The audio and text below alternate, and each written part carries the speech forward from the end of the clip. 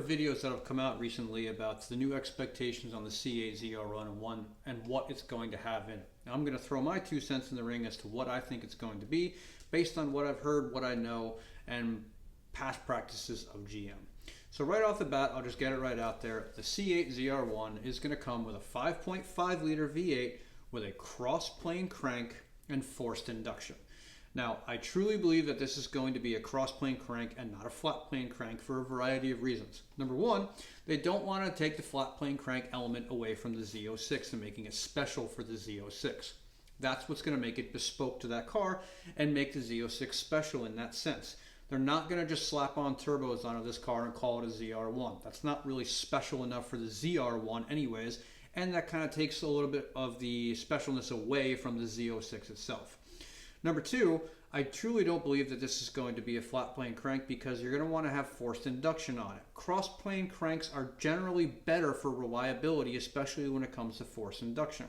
Flat plane cranks have problems with balancing issues and things like that. Now, there was something that recently came up before about anticipating that the ZR1 is also going to come with AFM, but I also don't think this is true. I recently said that I thought it was going to happen, but I don't think this is true. It's going to be too low production of a car for it to have AFM. It's not going to make as much of a difference. When you take into account things like the accountants and the bean counters or whatever you want to call them that work for GM, you have to remember that they have to comply with certain government regulations like the EPA and things like that in order to meet certain fuel efficiency standards. If they were to add AFM to a low volume car like the ZR1, in order to meet those standards, it's not really going to offset it enough in order to do that, which is another reason why I truly believe that the C8 Grand Sport is coming. I think the C8 Grand Sport is basically just going to be an E-Ray minus the electric engine, or minus the electric motor in front. But it will have AFM, which is why it popped up in all those other places that you saw it before. I really think this is going to be the case because I think the Grand Sport is going to be a very high volume seller. A lot of people are going to want it. It's going to be the perfect mix of everything. And then it's going to offset the EPA regulations as far as gas mileage because you'll have AFM coming into play with that. But the ZR1 will be a cross-plane crank forced induction engine, and it will be a 5.5. I really think this is the case because they're going to kind of take a page from Ford's book here. Remember a little while ago when Ford came out with the GT350, that had a flat plane crank in it as well. It was called the Voodoo engine. That engine almost didn't come to fruition because they had a lot of problems with it, but it came out at the last minute and they made it.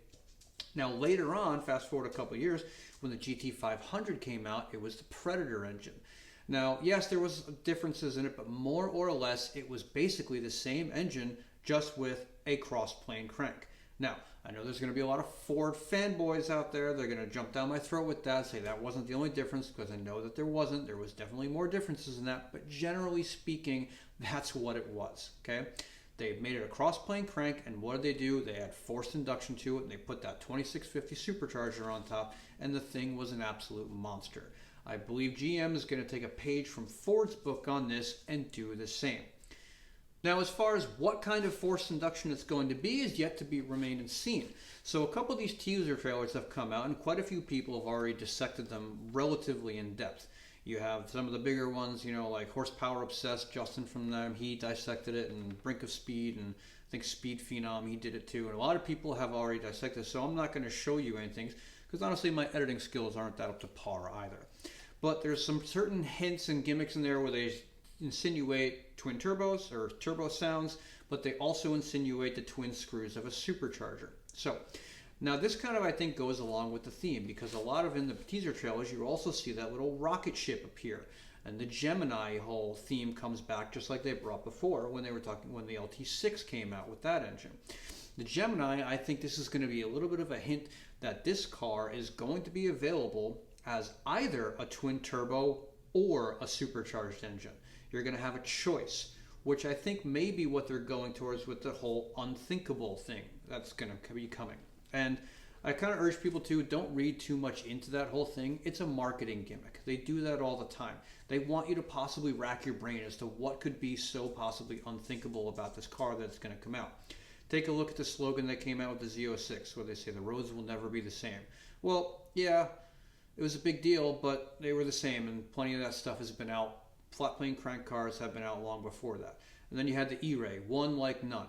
Again, an all-wheel drive Corvette. Yes, it's a big deal, but there's plenty of high-performance all-wheel drive cars that have already been out there in that same realm and have been in the hybrid realm and things like that. So I don't think you need to read too much in this whole unthinkable thing, because whatever we see, it's going to have been done before. Unless this thing comes with rocket ships on the side of it with afterburners, it's going to be something that we've seen before in some which way, shape, or form. Now, there's also been a lot of rumors coming out that this car is going to be twin charged, meaning it's going to have turbochargers and a supercharger. I don't think that's going to be the case. However, that's what I think people are buying into with this whole unthinkable thing. However, that's not so unthinkable, and it's been done quite a few times by quite a few companies that have been around for a long time. The Lancia Delta did it. The Zenvo ST1 did it. Basically anything from the 1.4 TSI from the Volkswagen Auto Group did it. And you also have anything of T6 or T8 lineup of Volvo that did it. So this is something that's been around before. I don't think this is going to be the case with this car. However, I do believe that there is going to possibly be an option of either having one or the other. Say maybe a ZTK version of the car being twin turbo because it's going to be more track focused, and a non-ZTK version of the car having a supercharger because that will be more appropriate for road and street purposes. Now, possibly something could be in the mix here for something like, say, with a company like Callaway, which does a lot of work with GM and everything, in which case you could convert it into some sort of special car having both, or who knows what, and maybe that's what the unthinkable thing is. A lot of people are also going down the route that this thing could possibly be having methanol injection or water injection or hydrogen powered, and they kind of get that from the blue and white flames from the videos and everything. Again, I don't think this is going to be the case. Hydrogen is a little bit too cumbersome, and the network is not there yet to support hydrogen. Hydrogen hasn't really taken off a lot like some people were kind of hoping that it would. Hydrogen requires big tanks and a lot of extra auxiliary things. I don't think it's going to be the case, especially with something this special.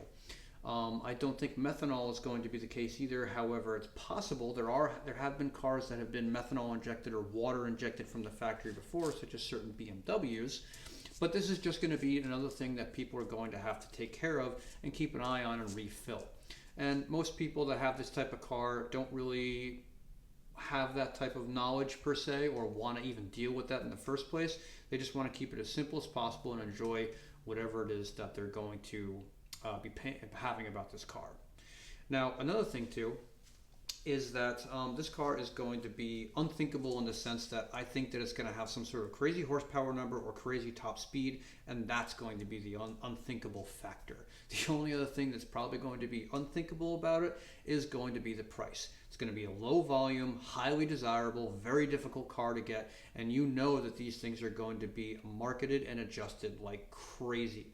They're going to go well over MSRP for probably a long time and years to come, and they're going to hold their value, I think, very, very, very well for a long, long time. Now, what I do think is going to come in AFM, and I do think is going to exist, is the C8 Grand Sport. That car is going to come out, if you ask me. I 100% believe it. It's going to be a high volume car. It's going to be highly desirable. It's going to have everything that people want in the wide body form. It's basically just going to be an E-Ray minus the electric motor in the front. I don't think the E-Ray has taken off as much as GM were kind of hoping that it would. I don't think a lot of people are really too turned on to the idea of the E-Ray. I personally love it and would love one, but getting my hands on one or affording one is a big thing that's not really going to be accomplishable anytime soon here. So I think the Grand Sport's going to come out, and I think that is what's going to have the AFM, where it kind of popped up in the news a lot. And I think this also has a lot to do with something that happened a little while ago.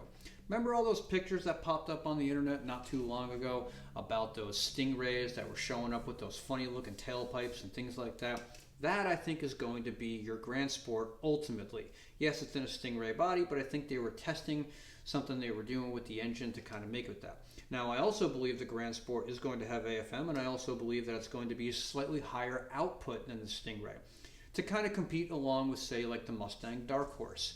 Makes a little bit more power than the GT, and I think the C8 Grand Sport is going to kind of be the answer to that, especially since the Camaro has gone by the wayside for Chevrolet now, and Corvette is pretty much the only car they have to kind of directly compete with that. And they're kind of trying to get it around that same price point as well too, which they're not incredibly far off when you compare, say, a Stingray to say a dark horse or something of that effect. So that's where I think that's going to come in. I do believe the Grand Sport is coming, and it is going to have that slightly higher output engine with the AFM. AFM I don't believe will come with the ZR1 because it never came on the C7 ZR1, and in fact it was the only C7 that did not come with the AFM system, and I really believe that they're going to stick to that, and they can get away with it because it is going to be a very low volume car. So as a full recap here, here's everything I'm basically going to cover. I'll say the C8 ZR1 is going to be a 5.5 liter or possibly smaller double overhead cam engine that's going to be known as the LT7. It's going to be a cross-plane crank with forced induction. It's basically going to be an LT6 but with a different rotating assembly. A different crankshaft, possibly different connecting rods depending on what they do, and it'll certainly have different pistons to lower the compression to make it able to handle forced induction. So that's my big thing with that. I don't believe that it will come with AFM. I believe AFM is going to be reserved for the C8 Grand Sport, which I discussed about before. And I think that is going to be making an appearance possibly after they do that supposed interior refresh. We'll see what happens with that. So that's going to be the general consensus of everything that's going on. It's going to be a forced induction 5.5 cross-plane crank, and the C8 Grand Sport is going to be coming.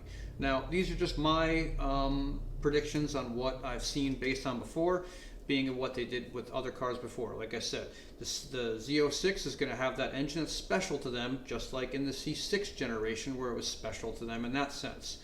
The LS7 was the only engine that came in the Z06, and the only other car that had it was a Camaro Z28, and they kept it special for that car. A special, naturally aspirated engine. Sounds a lot like the LT6 to me, so I think they're going to keep it that way. So, but it is going to be a little bit of a variance of it. It's basically going to be just an LT6 with a different crossplane crank and with different pistons and connecting rod, which I believe also goes back with the whole Gemini theme. There's two different versions of the same engine. Gemini 2, the LT6, the flat plane crank, the LT7 being the crossplane crank. Twin turbos again, 2, and then also whether it be supercharged or twin turbocharged, 2 different options, so on and so forth. So anyways, that's just my 2 cents. I wanted to throw that in the mix, see what you guys think. What do you think? Tell me below, comment, let me know what you think is possibly going to happen and will yet to be seen. But anyways, hope all this was informative to you, and I hope if you're trying to learn about this, hope it helps. Good luck.